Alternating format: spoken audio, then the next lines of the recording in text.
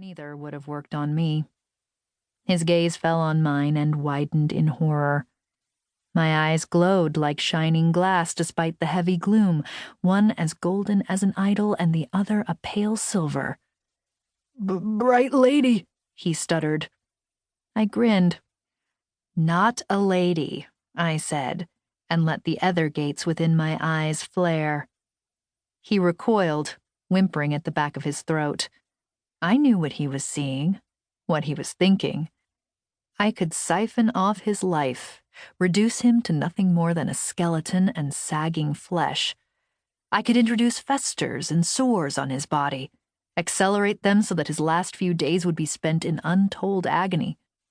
Assaulting a cat's eye, even unsuccessfully, was punishable by death, the sanction to be carried out at our discretion.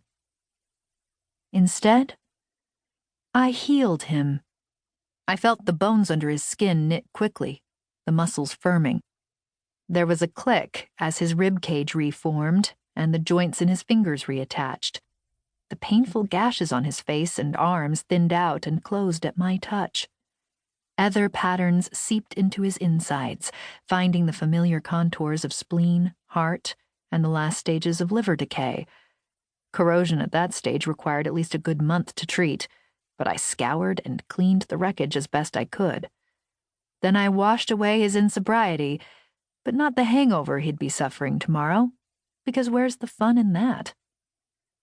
Take some milk thistle for the next 3 weeks when you can find it, and for the good mother's sake, find other means than ale to drown your sorrows.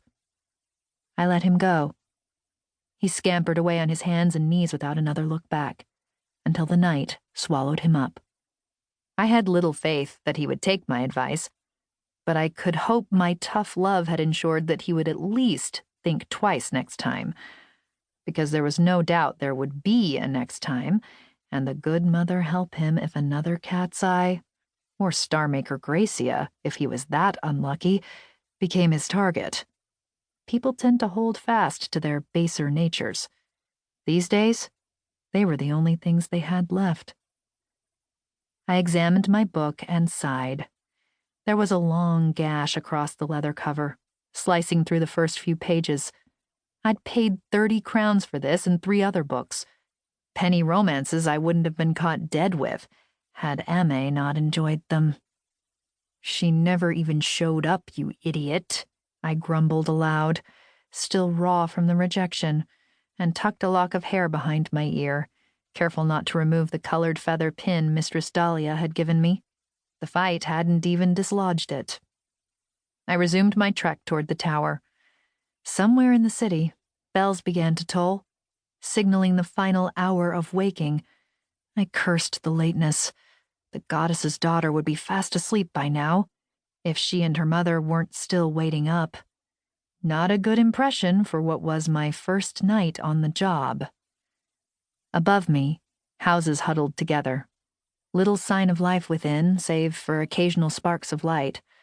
Glowing air and fire-patterned rushlights for those who could afford the luxury, and tiny stubs of candlelight for the less fortunate. The majority of the population were either stormbringers, windshifters, or ice rights. Redundant talents when you live in a storm-swept city surrounded by ever-expanding ice. Water was abundant, but food was scarce, limited to what we could catch in the seas, and what little vegetation could thrive in the absence of sun.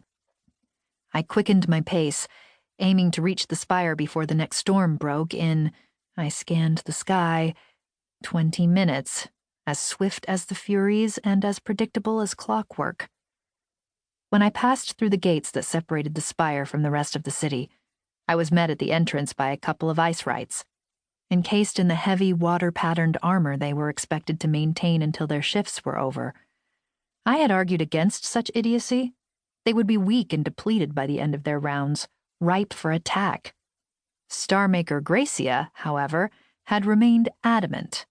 It would do good for morale, she insisted, and it would be an excellent exercise in endurance.